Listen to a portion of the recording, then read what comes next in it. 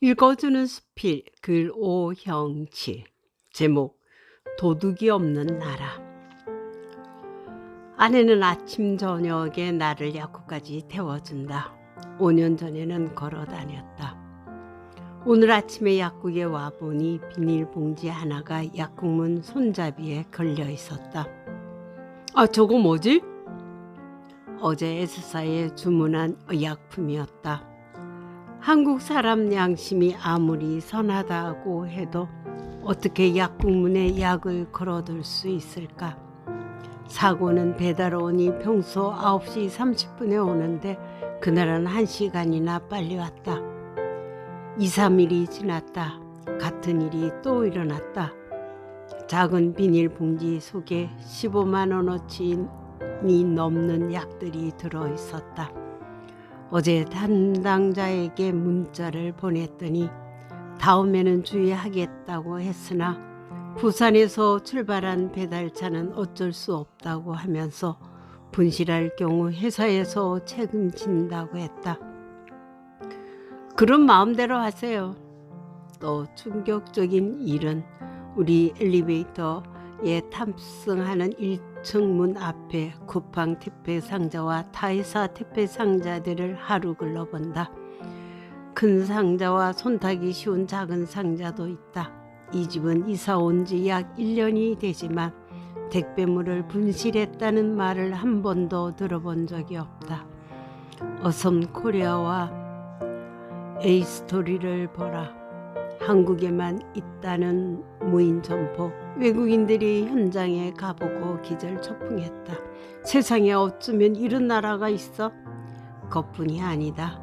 도로 곳곳에 널브러져 있는 전동 키보드. 점포 앞 도로에 쌓아놓은 각종 상품을 보고 외국인들은 신비롭다고 했다.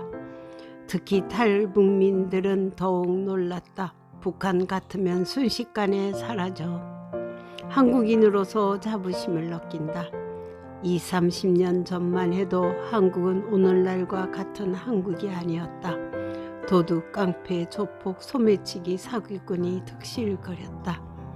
서울에서 정신 차리지 않으면 눈 뜨고 코도 베인다. 실제로 좀도둑, 털치기범, 야바이꾼도 많았다.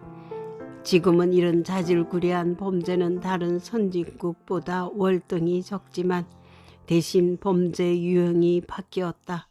보이스피싱, 권력형 비리가 나라를 어렵게 한다.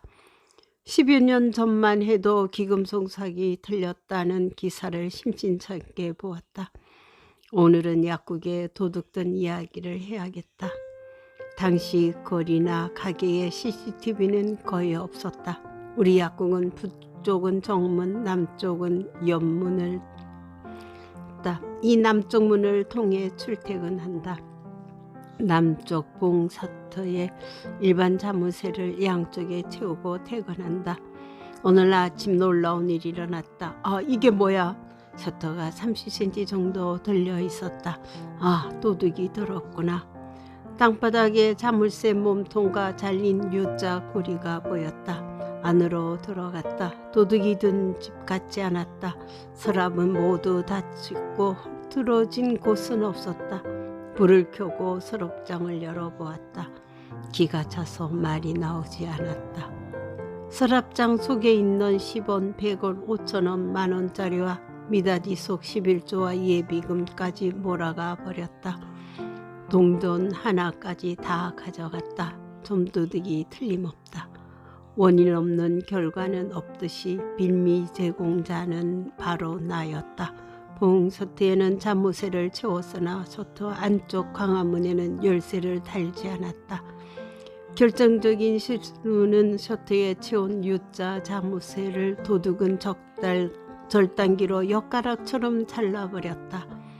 고우 광화문에 잠금 장치를 하고 셔터 자물쇠는 특수 자물쇠로 바뀌었다. 얼마 있다가 남쪽 문을 폐쇄하고 약국에 시티캅을 설치했다. 이제 한국의 시시한 좀도둑 같은 범죄는 거의 자취를 감추었다.